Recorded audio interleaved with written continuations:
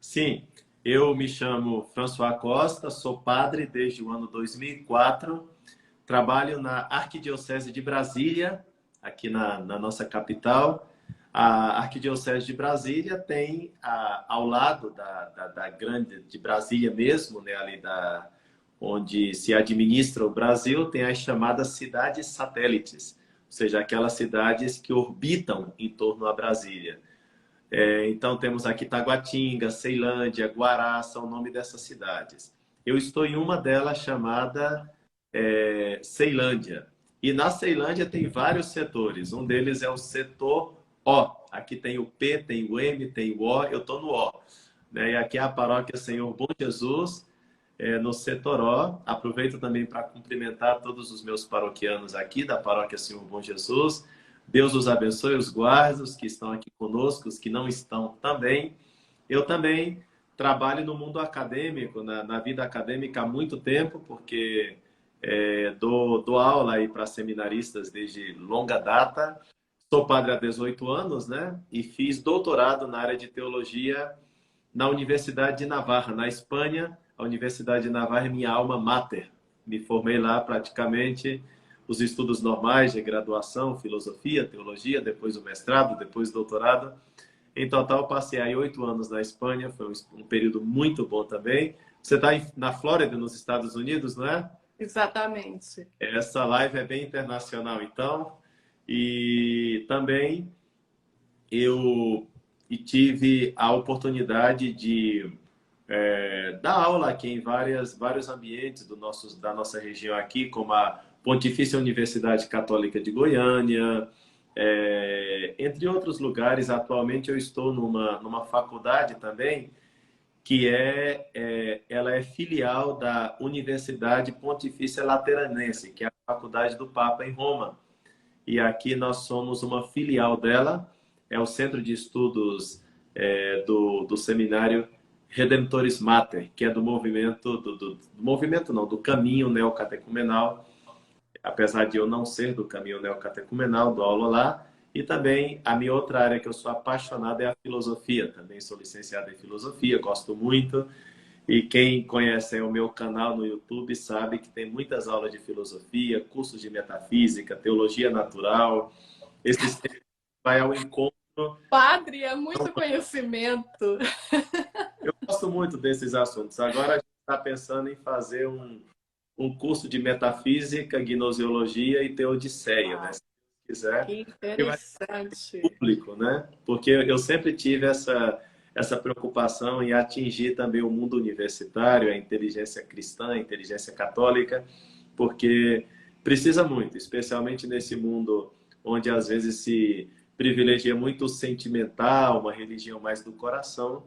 Então, acho que é importante fazer aquilo que Santo Tomás de Aquino gostava tanto, que é dizer para todos que sim, é preciso uma entrega total a Deus, pela oração, pela vida sacramental, pela vida de penitência, como fez a nossa querida Santa Faustina Kowalska, a nossa santa de hoje, mas também, tanto em Santa Faustina como em todos os santos, a fé se assenta na nossa inteligência.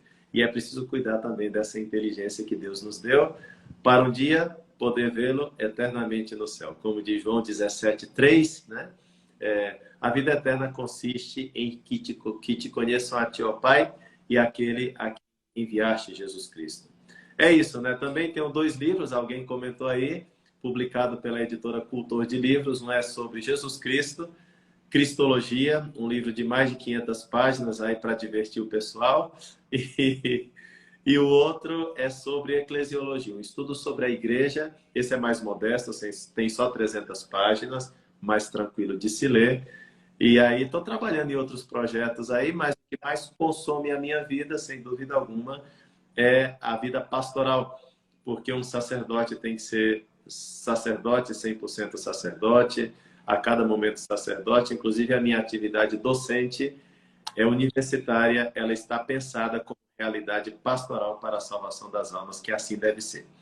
Esse sou eu, e com muita alegria estou aqui hoje com vocês para partilhar um pouco sobre essa realidade que nos atinge tanto e que a gente está sempre tão feliz quando ela nos atinge, que é a misericórdia divina, que a gente precisa tanto, tanto, tanto. Muito obrigado, Adriana, pelo convite. Muito obrigado a todos vocês que estão aqui também conosco nessa bela live. Olha, só por essa introdução já vale você clicar mais uma vez nessa setinha e convidar mais pessoas, porque com certeza o conteúdo será muito bom. E provavelmente teremos que fazer outras lives com todo esse conteúdo, com todo esse conhecimento, Padre. Bom, meu nome é Adriana, eu moro na Flórida e qualquer pessoa que entra aqui nesse perfil sabe que ele é dedicado exclusivamente à Divina Misericórdia, à Santa Faustina. E mesmo que a pessoa não conheça Santa Faustina, a vida dela, ela é tão interligada a esse amor, a essa misericórdia divina, que não tem como não falar, não tem como você ser devoto de Santa Faustina e não ser devoto do próprio Jesus, porque tudo de vida, toda a vida dela, desde a infância, inclusive, porque ela ouviu o chamado de Jesus muito cedo, aos 7 anos de vida. Então, praticamente toda a vida dela é muito conectada a Jesus. Então, falar de Santa Faustina é falar da própria misericórdia, do próprio amor de Jesus. Mas antes eu gostaria que a gente começasse com uma breve oração. Nós não combinamos nada do que iríamos falar aqui hoje, mas é uma live dedicada à vida de Santa Faustina, da Divina Misericórdia. E vamos pedir, então, ao Espírito Santo que possa nos conduzir nesse momento. Em nome do Pai, do Filho e do Espírito Santo. Amém. Que o Espírito Santo esteja na nossa inteligência para que possamos ver com clareza aquilo que devemos seguir. Que o Espírito Santo esteja no nosso coração, na nossa vontade, para que possamos perceber aquilo que devemos amar e gostar. Que o Espírito Santo esteja em todas as nossas ações, para que possamos fazer sempre e em todos os momentos a vontade de Deus, para a glória de Deus e para a salvação das almas. Pela sua dolorosa paixão, tende misericórdia de nós e do mundo inteiro. Pela sua dolorosa paixão, tende misericórdia de nós e do mundo inteiro. Pela sua dolorosa paixão, tende misericórdia de nós e do mundo inteiro. Ó Maria, Mãe da Divina Misericórdia, rogai por nós. Santa Faustina Kowalska, rogai por nós. Em nome do Pai, e do Filho, e do Espírito Santo. Amém. Então, para a gente começar com a vida de Santa Faustina, eu fiz algumas perguntas e é interessante como muita gente ainda não sabe o básico da vida de Santa Faustina. E uma breve introdução, porque uma coisa é certeza, quanto mais a gente conhece algo, mais a gente tem intimidade e mais a gente quer aprofundar nesse assunto. Então, muitas vezes, tudo que a pessoa conhece da Divina Misericórdia é o terço. Todo mundo conhece o terço da Divina Misericórdia. Mas uma breve introdução da vida de Santa Faustina é que ela nasceu na Polônia. Muitas pessoas acham que ela nasceu na Itália. Santa Faustina nasceu na Polônia e ela era a terceira filha de 10 filhos, de uma família muito, muito pobre. E um fato que eu acho bem interessante é porque, como eles não tinham condições, os pais de Helena Kowalska, ela foi batizada como Helena Kowalska. Então, desde muito cedo, toda a família era muito católica. Então, ela ia à missa todos os domingos, quando dava, porque ela tinha que revezar o vestido com a irmã. Elas não tinham vestido suficiente para as duas irem à missa aos domingos, então elas tinham que revezar a roupa. Mas o dia em que ela não ia à missa, Helena Kowalska, ela passava todo aquele tempo da missa rezando em oração até que a missa terminasse. Isso desde muito novinha. E ela recebeu já esse chamado de Jesus muito, muito cedo, só que eles precisavam, no caso, o pai dela precisava pagar uma certa quantia para que ela entrasse no convento. E como ele não tinha condições, ela mesma fala que por algum tempo ela se entregou às vaidades do mundo.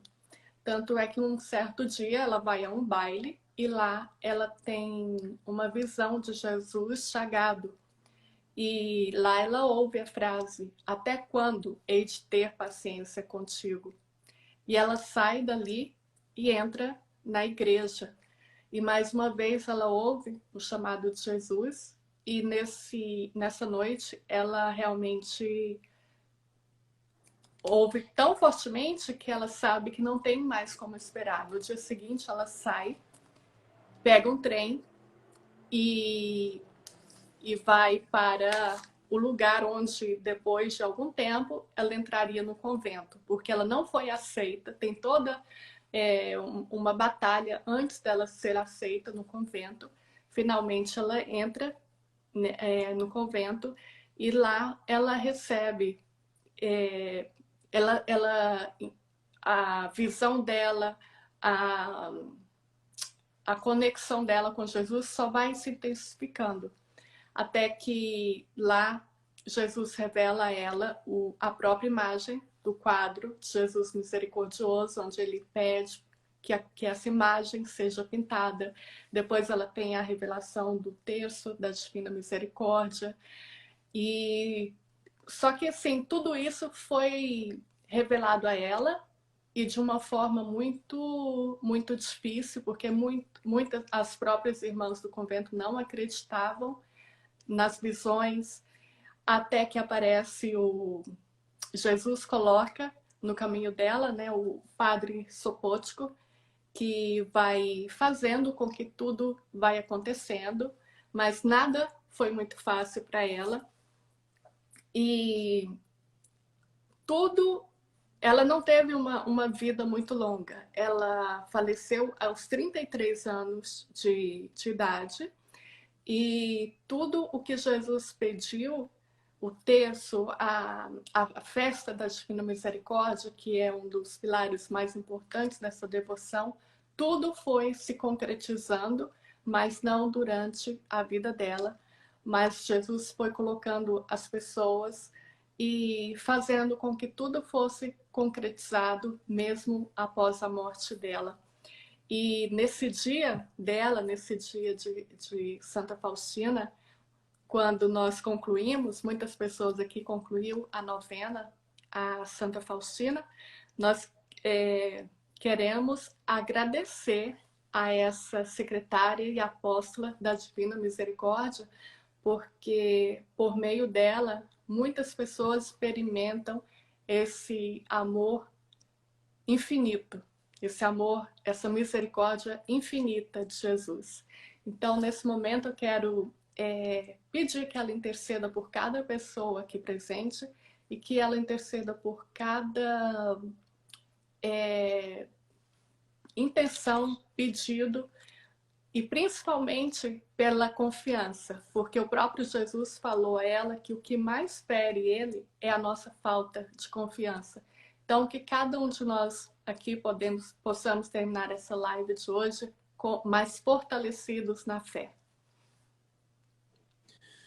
Muito bem. Esse fato aí que você contava quando ela era pequena, uma criança, uma adolescente, e que ela tinha que partilhar o vestido, porque não tinha vestido para todas as meninas, me chama muito a atenção, porque as pessoas mais velhas sabem até hoje que houve um tempo mesmo em que as pessoas tinham a chamada roupa de domingo, né? Que era uma roupa um pouquinho melhor, que as pessoas guardavam só para ir na missa do domingo. Quer dizer, é uma mentalidade que estava muito presente no povo católico E a Santa Missa tem uma dignidade tal que nós precisamos participar dela com a preparação interna, ou seja, a graça de Deus, de preferência. E, claro, para a comunhão é obrigatória a graça de Deus, né? Para poder comungar, deve estar na graça de Deus. Mas, assim, de preferência também na participação na missa, né? E também uma preparação exterior, né? A roupa de ver Deus, como alguém colocou aí nos comentários, né? Era a roupa de ver Deus. Então, eu acho bonito esse detalhe dos católicos de outrora, que realmente sabiam viver aquilo que nós estamos precisando tanto, que é uma espécie eu vou chamar de urbanidade da piedade, uma espécie de etiqueta da piedade, né? Que Santa Faustina demonstra. Ela vai ser a apóstola da Divina Misericórdia, ela vai entrar numa congregação da misericórdia, sem saber que depois ela ia ter as revelações da Divina Misericórdia. É uma pessoa que está assim totalmente cheia desse mistério da misericórdia e, no entanto, ela tem uma consciência durante toda a vida dela de uma grande reverência a Deus, e está muito presente na vida dela o dom do santo temor de Deus. E eu acho que, às vezes, há uma confusão hoje em dia. Parece que ser devoto da Divina Misericórdia é fazer passar o camelo pelo buraco de uma agulha. Ou seja, todas as coisas passam pelo funil da misericórdia, como se Deus não fosse mais justo, como se não precisasse mais ter o santo temor de Deus, como se agora tudo fosse lícito, como se agora a moral católica não importasse mais, porque afinal das contas Deus é misericordioso, Deus perdoa tudo, Ele aboliu o inferno, aboliu o diabo, aboliu tudo, não existe mais nada, tudo pela misericórdia. A gente vê na vida de Santa Faustina, na apóstola da misericórdia, uma consciência profunda de que a misericórdia significa também uma reverência para com Deus, um amor para com Deus, porque só pode ser misericordioso com a miséria humana quem pode ser misericordioso. Quer dizer, para Deus ser misericordioso, ele tem que ser onipotente, porque um fracassado não poderia ter misericórdia, porque não curaria as nossas feridas, não nos salvaria.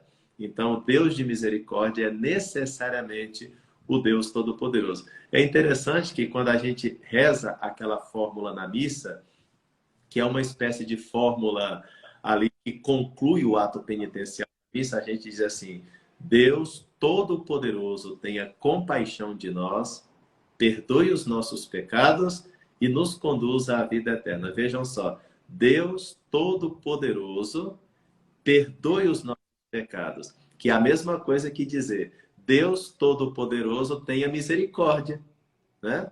Só que para ele ter misericórdia, ele tem que ser todo-poderoso.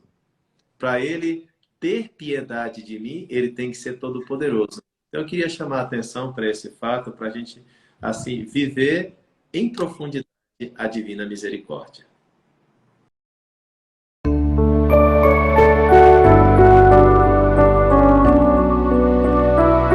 Qual a sua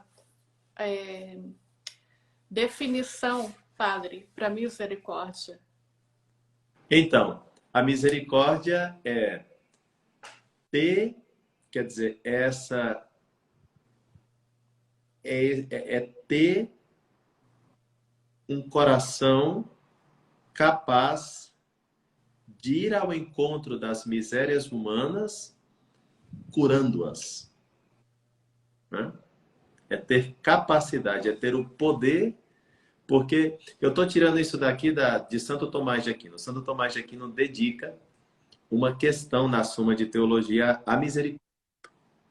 E ele faz uma série de distinções, lá ele fala, é misericordioso, e ele utiliza isso quando a gente vai amparar uma pessoa. Aí ele fala assim, é misericordioso aquela pessoa não somente que se compadece do necessitado, mas que pode aliviar o necessitado. Quer dizer, é mais misericordioso aquele que não só tem aquele sentimento de compaixão, mas que de fato pode curar a miséria dessa pessoa da qual tem compaixão. Então, tem duas coisas na misericórdia que Santo Tomás de Aquino coloca de maneira magistral. Essa, esse sentimento de compaixão, que graças a Deus, o ser humano, pelo fato de ser humano, ele deve ter. Todo ser humano deve ter um sentimento de compaixão, sabe? Um sentimento de ir ao encontro da miséria dos outros. Mas se ficar só no sentimento de ir ao encontro de e não fazer nada, aí nós caímos naquela... Aí a gente tem que ir ao encontro daquela parábola do bom samaritano, né? Que passa o sacerdote, passa o levita e não fazem nada. E aparece um samaritano que pega lá o rapaz, leva para a hospedaria, cura as feridas dele, paga uma diária para que ele, ou algumas diárias para que ele seja curado, passa azeite nas feridas. Quem foi mais misericordioso? O Senhor pergunta, né? Aquele que não só sentiu compaixão, mas aquele que pôde fazer alguma coisa. Então, a misericórdia para mim, usando essas distinções tomasianas, é, é preciso contar com esses dois movimentos. Vou chamá-los de... Amor e ação. É, eu diria mais ainda, né, que os dois movimentos, essa percepção de compaixão da alma para com uma pessoa necessitada, esse é o primeiro movimento, portanto, ele é um movimento mais interno, né? E o segundo movimento é procurar curar essa miséria. Exatamente isso é o que Deus faz conosco. Deus tem um amor, quer dizer, ele sabe totalmente das nossas misérias, mas ele pode, e de fato ele faz, né? Eu costumo dizer assim, quando eu tenho que fazer palestras sobre esse tema, eu costumo dizer para assustar a plateia. Eu digo assim, olha, se o ser humano não tivesse pecado, Deus não seria misericordioso, ele só seria amor. Só para assustar a plateia, né? O pessoal está meio dormindo assim, aí você solta uma heresia de brincadeirinha, né? Digamos assim. E o pessoal, o que que é isso? Tal? Como que Deus não seria misericordioso? Mas isso não é uma heresia. Porque o que que acontece? Se não houvesse misérias, como Deus curaria misérias? Miserior cor. Aí está a palavra misericórdia, né? Um coração que miserior, que tem misericórdia da miserior, da miséria, né? Então, quer dizer, é importante esses dois movimentos da alma humana. Claro que em Deus não é movimento, mas é uma realidade que, exatamente, se não existisse seres humanos, se não existissem miseráveis, se não existíssemos nós, Deus é amor. 1 João capítulo 4, versículo 8, Deus é amor. Deus sempre foi amor.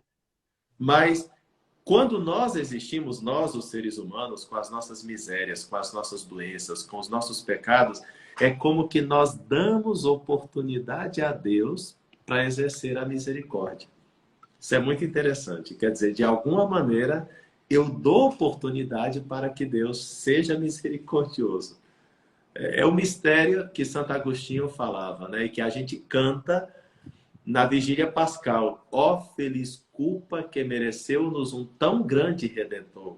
Ó felix culpa quam meruit tamanium redemptorem. Canta a liturgia da igreja.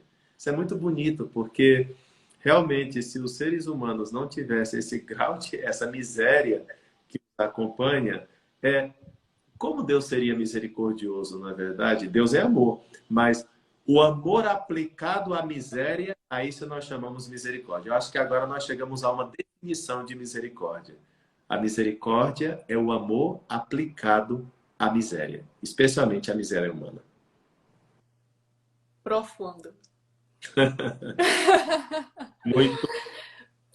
E tem um padre que mencionou que ele estava dando aula de primeira comunhão, para a primeira comunhão, e ele perguntou a uma criança e a resposta dele foi também ele quis dizer isso, mas ele falou que é quando Jesus ele vem até nós, mesmo quando nós não merecemos.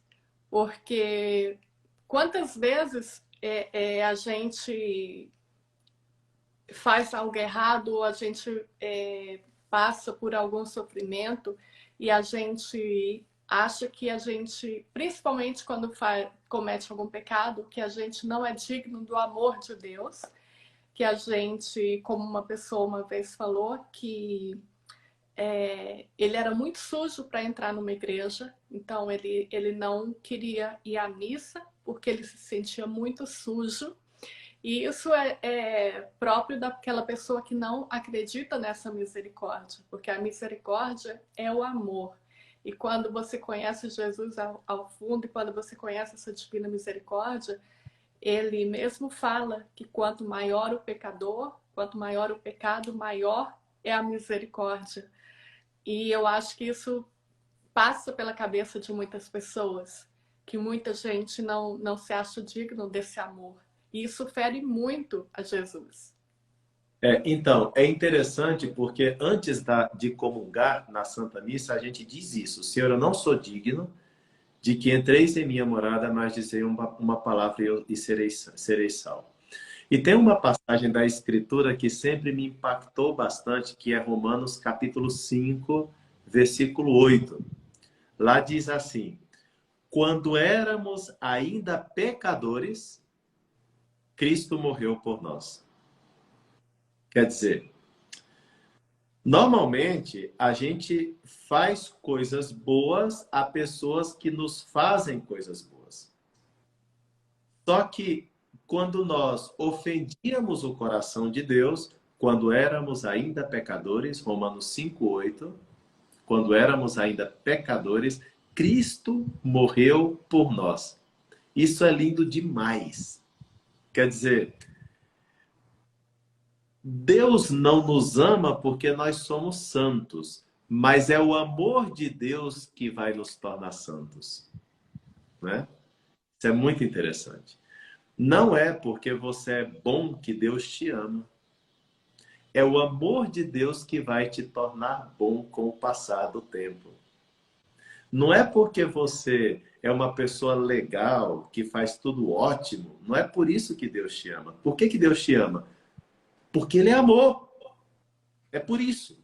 Então, se é assim, então não é a tua bondade que faz Deus ser amor, mas é o amor de Deus que faz você ser bom. É justamente ao contrário. Então, quando a gente peca, por exemplo, e a gente tem muita gente, eu confesso, gente, tem 18 anos, que eu sou padre há 18 anos, né? E às vezes eu encontro, não estou falando pecado de ninguém, não estou falando ninguém que se confessou comigo, mas às vezes a gente encontra pessoas que depois de cometer um pecado já não conseguem rezar por causa de um sentimento de indignidade. É o que você falava, né? Tem gente que não consegue entrar numa igreja porque se sente muito pecador. Para essas pessoas, Romanos 5, versículo 8. Quando éramos ainda pecadores, Cristo morreu por nós. Não é a tua bondade que faz com que Deus te ame, mas é o amor de Deus que fará com que você seja bom. Confia na divina misericórdia, confia no amor de Deus, porque é este amor que vai te tornar amável. E não é a tua amabilidade que vai fazer Deus te amar. Exatamente. Muitas pessoas às vezes entram pela lógica dos escrúpulos, que é uma doença da alma, né? E então a pessoa já não tem esse equilíbrio de entender, né? Jesus morreu pelos nossos pecados. Quando éramos pecadores, Deus nos amou, Deus nos quis, assim sujo como estávamos, exatamente para agir misericordiosamente para conosco. Então, Romanos 5:8 pode ser uma passagem de esperança, de alegria, de otimismo, de fé para todas as pessoas que nos escutam aqui hoje e que talvez estão meio angustiados, chateados, afastados de Deus, né? Olha, Romanos 5:8 para você. Quando éramos ainda pecadores, Deus entregou o seu Filho para a nossa salvação. Leia, reflita, pensa e sai dessa desesperança e vem para a esperança da misericórdia. Que é também a confiança. E quando nós conhecemos a vida de Santa Faustina, do início ao fim, a gente percebe que a vida dela foi... ela realmente teve que ter confiança, porque tudo que Jesus pedia a ela era muito grande, era muito inatingível até. Então tem uma certa época da vida dela que ela realmente ela falou que agora eu tenho que buscar consolo, todo o meu consolo no coração de Jesus. Porque ela tinha que, ela mesma fala, como que o Senhor pode me pedir tanto se eu estou aqui dentro desse convento, eu não posso pintar uma imagem, eu não posso mandar imprimir o terço, eu não posso... Como que eu vou divulgar essa festa da Divina Misericórdia?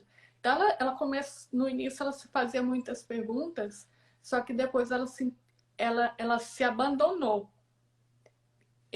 no coração misericordioso de Jesus e ela confiou. Mas muitas pessoas perguntam, como que eu posso confiar mais em Jesus? É também assim no sentido, como que eu posso ter mais fé em Jesus? Principalmente agora, onde tantas pessoas estão passando por tantos sofrimentos e muita gente ainda pensa, por que eu estou passando por isso se eu não faço nada ruim? Muita gente ainda pensa dessa maneira como o senhor falou, se eu estou fazendo tudo certinho, por que que isso está acontecendo na minha vida? E se isso está acontecendo, como que eu posso ter fé ou confiança? Até porque muitas pessoas se revoltam. Poxa, eu estou rezando mais do que nunca e isso está acontecendo, então ou elas se aprofundam na fé, na confiança, ou elas se revoltam e não querem nem sequer saber mais de Jesus. Como que a pessoa faz para entender isso? Então, quantos anos viveu Santa Faustina? 33. 33. A mesma idade de Cristo, né? Porque ela nasceu em 1905 e morreu em 1938, um ano antes da Segunda Guerra Mundial. 33 anos. A vida dessa mulher, quando a gente... Eu li o diário da irmã Faustina e li cada mensagem, tudo.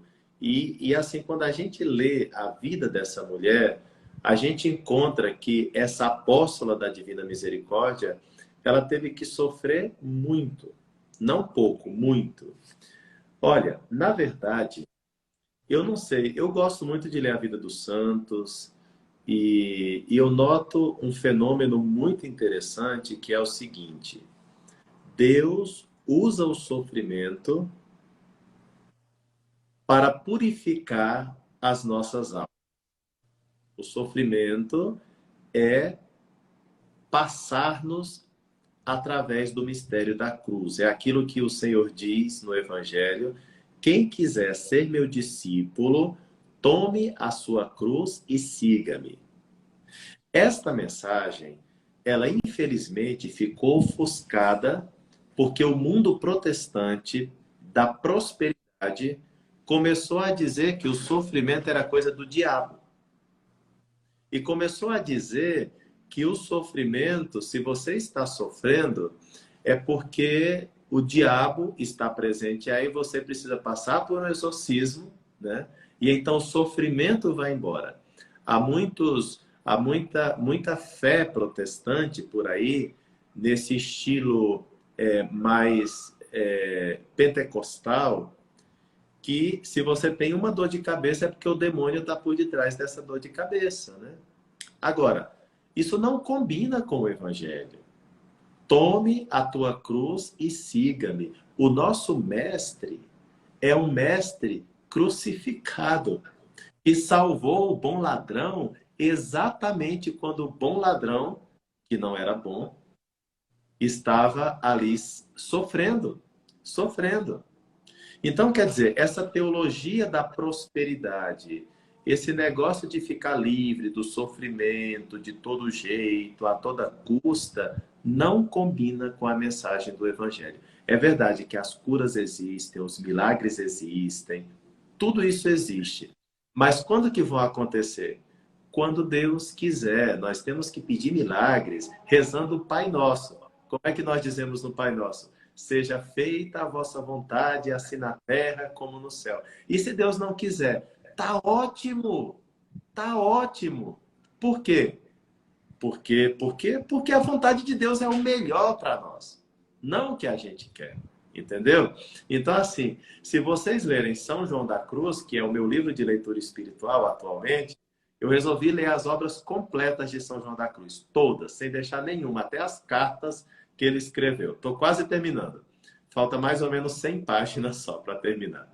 São João da Cruz, a doutrina espiritual de São João da Cruz é esta. Meu querido, minha querida, se você não passar pelo purgatório aqui na Terra, você vai passar pelo purgatório depois da sua morte. Entendeu? Não tem como entrar no céu, tem purificação. Os santos que entenderam isso tão bem, quando viam um sofrimento, eles estavam felizes. Lembram dos Atos dos Apóstolos, no capítulo 5, quando São Pedro e São João, eles são presos pelo nome de Jesus, eles são massacrados porque são católicos, né? E depois eles vão para a prisão e depois batem neles. Os Atos dos Apóstolos diz assim: eles saíram de lá felizes porque foram considerados dignos de sofrer alguma coisa pelo nome de Jesus. Olha a vida dos mártires, olha a vida dos santos, olha a vida de Santa Faustina, olha a vida de todos os grandes amigos de Deus. Santa Teresa de Jesus, quando ela não tinha, durante o dia, algum pequeno sofrimento que fosse, ela olhava para Jesus e falava: Jesus, por acaso o Senhor se esqueceu de mim? Não me hoje, que é a tua cruz, que é o teu amor, que é a tua redenção. A Santíssima Virgem Maria, a mulher mais excelente da face da terra, né? A mulher mais linda da face da terra. Ela sofreu muitíssimo. Então não é assim, se Deus me ama, então eu não sofro. Se Deus não gosta de mim, então eu vou sofrer. Para com essa mentalidade. Não combina com o Evangelho. Quando o Senhor nos envia sofrimentos para ajudar-nos a purificar-nos aqui na terra, louvado seja o Senhor. Leia o livro de Jó, né? O Senhor Deus, o Senhor deu, o Senhor tirou. Bendito seja o nome do Senhor. A conformidade de um santo do Antigo Testamento, como é o santo Jó, né? Então, assim, é bonito ver como a gente não precisa se revoltar com o sofrimento. Pelo contrário, São João da Cruz fala que o sofrimento é o caminho normal, habitual, ordinário para que a gente receba o mistério da purificação na nossa alma. Digo mais, e se a gente não viver essa purificação aqui na Terra, nos espera o purgatório. E eu não sei o que é melhor ou o que é pior. Tá bom? Então, estejam felizes. Estejam felizes porque se Deus Nosso Senhor te trata colocando nos teus ombros a Santa Cruz, é sinal de que Ele nos ama muito também. Porque Ele colocou a Santa Cruz nos ombros do seu próprio Filho e Ele não ama ninguém de maneira mais absoluta a não ser o seu Jesus. E sobre o seu Jesus, Ele colocou a cruz às costas. A devoção da Divina Misericórdia, Adriana, ela é muito forte, ela é muito intensa. E quando as pessoas entendem essa profundidade, elas não ficam simplesmente na superfície dessa devoção, como uma espécie de devocionalismo sentimental, a misericórdia, mas elas entendem que a misericórdia de Deus, o maior ato da misericórdia divina, é exatamente a cruz, a salvação, a redenção. Olha o texto da misericórdia, como é profundo, né? Pela sua dolorosa paixão. A gente diz isso 50 vezes, clamando a paixão, clamando o sangue de Jesus. Isso é muito forte. Nós nem falamos assim, pelas alegrias do coração de Jesus, tem de piedade de mim. Nós não dizemos, pelos sorrisos do menino Jesus, tem de piedade de mim. Nós não dizemos, pelos milagres do Senhor Jesus, em toda a sua vida pública, tem de misericórdia. Não, não, não, não. Pela sua dolorosa paixão, pelas suas chagas, as chagas do Senhor. Pelo sofrimento. Pelo sofrimento, né? É uma mensagem linda a da Divina Misericórdia, quando se entende, e a vida de Santa Faustina é mostrar isso. A vida dela mostra isso constantemente. Se a gente ficar no puro sentimento de misericórdia, nós não estaríamos aprofundando na misericórdia. Eu lembro, só para contar uma coisinha simples para vocês, eu lembro que uma vez minha mãe me bateu. Normal, né? As mães batem nos filhos, pelo menos naquele tempo. Naquele tempo. Né? Tempo glorioso, bonito, né? Onde os pais podiam educar. Alguém falou aí do meu curso sobre educação e adolescência, no perfil do meu Instagram, tem aí, o carrinho está aberto, inclusive, sobre esse curso Educação e Adolescência. Se alguém quiser ver umas 9 aulas sobre educação que eu dou, então clica aí nesse link da bio do meu perfil e vocês verão. Mas uma vez minha mãe me bateu. Quer dizer, minha mãe me bateu, acho que não só uma vez, eu aprontava muito, sabe? Então, teve uma vez que eu tinha entendido, isso daqui eu conto, não é para me exaltar, não, é simplesmente um acontecimento que me chamou muita atenção. Eu acho que eu tinha mais ou menos 12, 13 anos. Só que eu não sei o que aconteceu comigo, que eu tive um start, uma luz, né? Uma luz que dizia assim, você tem que entrar pela via da cruz, pela via do sofrimento. E eu lembro que aquela foi a surra mais deliciosa que eu levei na vida. Porque enquanto minha mãe me batia, eu lembro que no meu coração, de menino de 12, 13 anos, com essa compreensão do mistério da cruz, eu dizia lá no fundo da alma, obrigado, Jesus, porque eu estou apanhando. Obrigado, Jesus, porque está doendo. Com que idade? Hã? Com qual idade? Com 12, 13 anos eu fiz isso, né? Foi uma graça de Deus. Eu, sinceramente, glória a Deus. Mas eu lembro que eu tive esse start, sabe? Eu lembro que foi uma coisa assim que, olha, para alcançar Deus tem que passar pelo sofrimento. E como minha mãe me bateu naquele dia, eu fiquei feliz. E eu lembro que no coração eu não falava isso em voz alta, porque externamente eu estava chorando, tá? Mas internamente eu dizia muito obrigado, meu Deus, porque eu estou sofrendo. É como se fosse estar fazendo um jejum, sabe? Só que em lugar de jejum era o cinto no meu lombo, nas minhas costelas, né? Mas aquilo foi uma experiência tão linda, né? Que eu gostei, sabe? Com 12, 13 anos, ter essa visão, eu só posso dizer que foi coisa de Deus, né? E isso ficou muito gravado na minha mente. E, pois é, desculpem essa partilha mais pessoal, não gosto muito de falar essas coisas, mas é só para dizer para os nossos amigos aqui que Deus nos trata com muito carinho, inclusive quando Ele permite o sofrimento na nossa vida.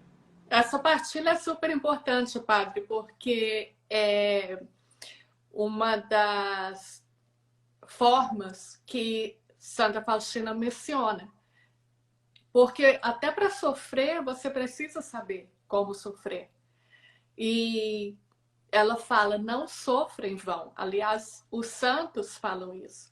A partir do momento que você oferece o seu sofrimento, aquela dor do sofrimento vai ser diferente. Apanhar não é bom, mas a partir do momento que você teve esse sentimento, aquele apanhar, ele teve uma dor diferente. Então, isso cabe para a vida de cada pessoa aqui.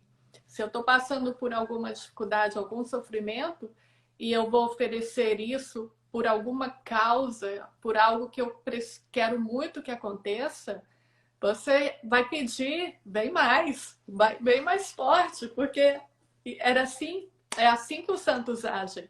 Mas para você chegar a esse nível de pensamento, de sentimento, é um dom, é uma graça de Deus, porque não é fácil, ninguém quer sofrer. Mas a partir do momento que você oferece, você passa a sentir aquela dor de outra maneira. É verdade. Isso eu experimentei. O senhor experimentou sem fazer o menor esforço. Agora, outra que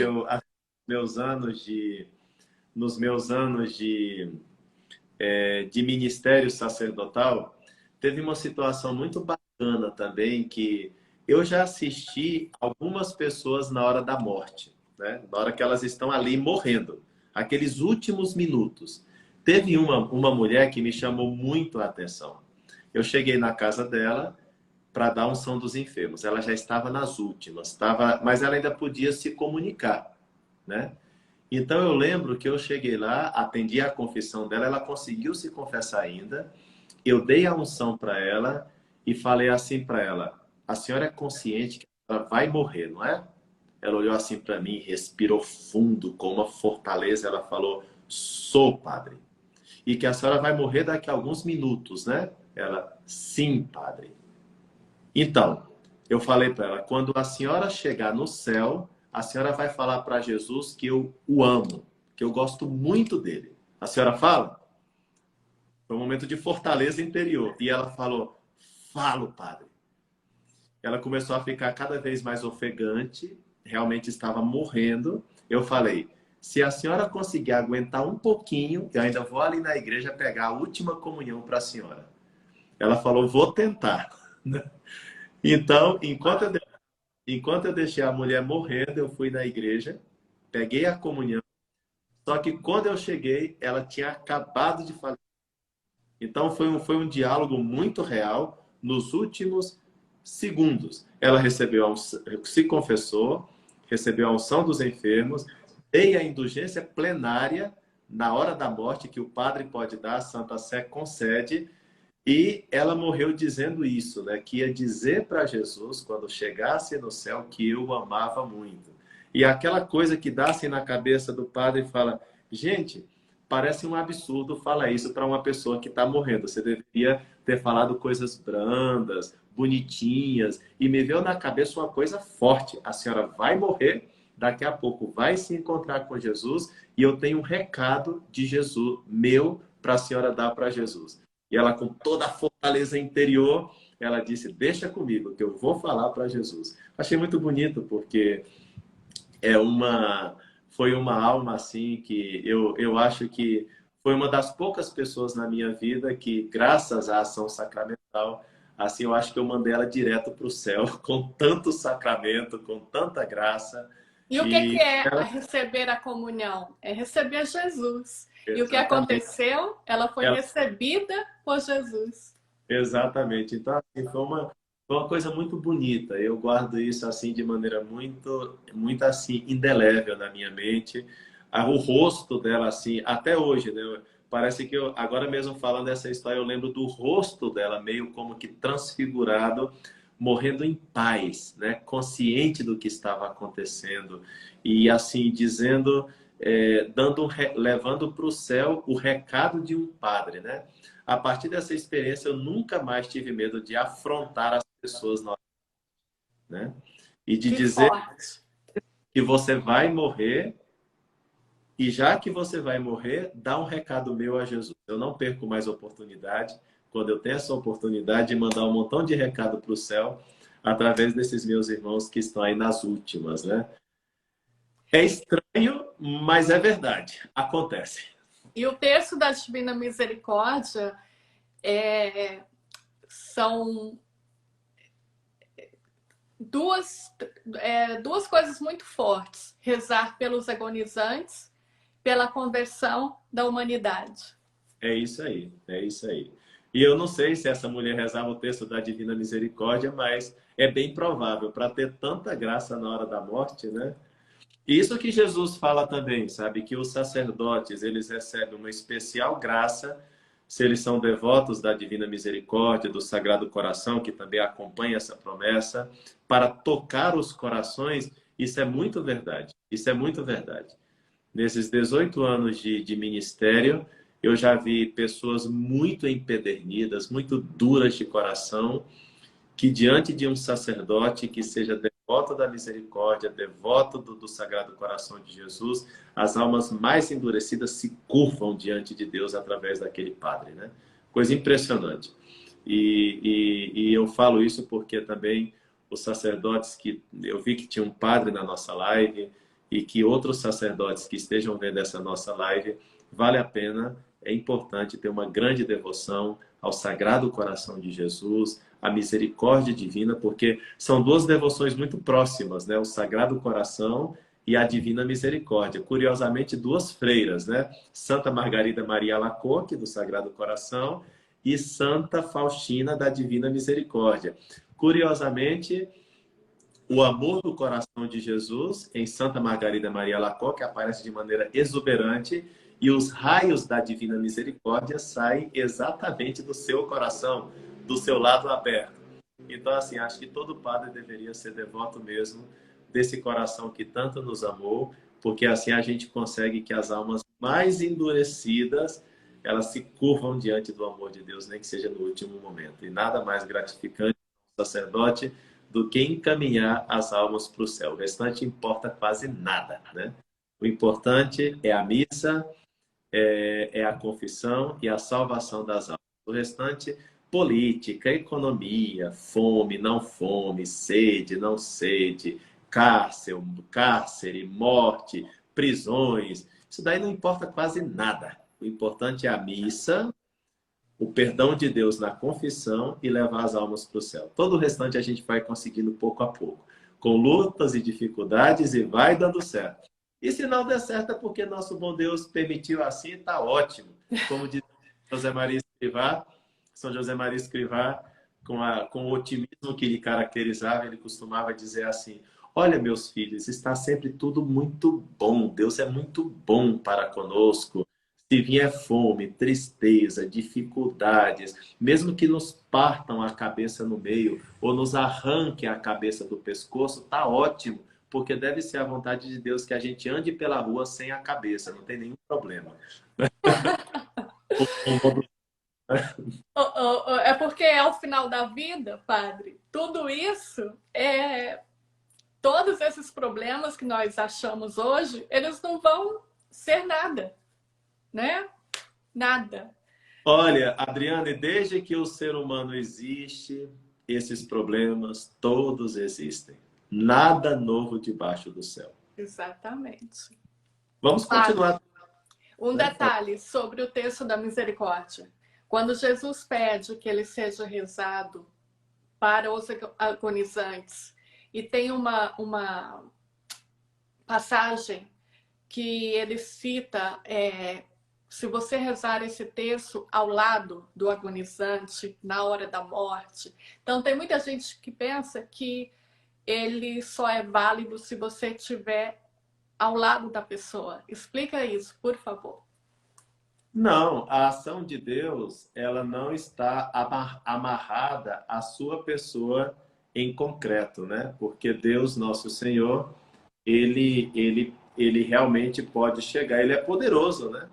Então, ele não pode, quer dizer, a gente não vai poder, a gente não pode como que amarrar as mãos de Deus, né? Amarrar as mãos de Deus, não. Nós temos que rezar e a ação de Deus chega, assim, de maneira poderosa a qualquer ambiente. É melhor se a gente puder rezar do lado da cama do agonizante, isso vai trazer uma consolação enorme. Mas se não, reza distante. Santo Irineu de León, que é um grande padre da igreja, ele dizia que o Pai tem duas mãos, né? Uma mão é o Filho Jesus Cristo e a outra mão é o Espírito Santo. E dizia Santo Irineu, com essa imagem belíssima, que Deus age no mundo com as suas duas mãos, né? E que ele chega de maneira visível e invisível nos corações através dessas duas mãos. Então acreditemos na ação invisível de Deus o tempo todo, o tempo todo. Rezemos por todos, né? E se você tiver a oportunidade, como eu, de assistir algum agonizante, reze no pé da cama também, porque vai ser uma grande ajuda para aquela alma. Amém. Amém, padre. Muito obrigada. Espero que a gente tenha uma outra oportunidade de conversarmos mais. O tempo passa, né? Muito. Queria ficar mais, tem que dar uma saidinha às 10, mas seria muito bom continuar esse papo que está muito gostoso. Muito bom mesmo. Eu lhe agradeço muito, que Deus te abençoe, abençoe a sua missão. Muito obrigada. Uma bênção especial para todos nós aqui, Claro. por favor. Assim, Adriana, muito obrigado pelo convite, foi muito bom. Aproveito para cumprimentar todos os brasileiros que moram aí nos Estados Unidos, que te acompanham, que te seguem. E, sem dúvida alguma, o teu apostolado vai redundar, já está redundando, e abundantes bênçãos de Deus para tantas pessoas aí nos Estados Unidos, aqui no Brasil. Muito obrigado por esse apostolado.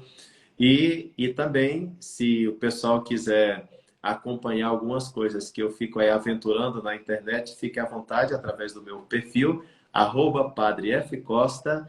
E eu desejo a todos vocês que estão acompanhando aqui essa live, aqueles que virão depois, porque a live vai ficar, não vai, Adriana? Durante um tempo. Maravilha. Vai ficar salvo aqui e vai ficar salvo também no YouTube. Fantástico. Então eu dou uma bênção para vocês, inclusive, já que eu acredito no poder invisível de Deus, para aqueles que assistirão quando forem assistir, tá bom? Pela intercessão da Senhora, do glorioso São José, dos santos arcanjos Miguel, Gabriel e Rafael, e de Santa Faustina, apóstola da misericórdia, no dia dela. Deus Todo-Poderoso esteja nas vossas vidas, nos vossos trabalhos, em todos os vossos ambientes, na vossa inteligência, no vosso coração, nas vossas ações. Deus abençoe e proteja. Em nome do Pai, e do Filho, e do Espírito Santo. Amém. Amém.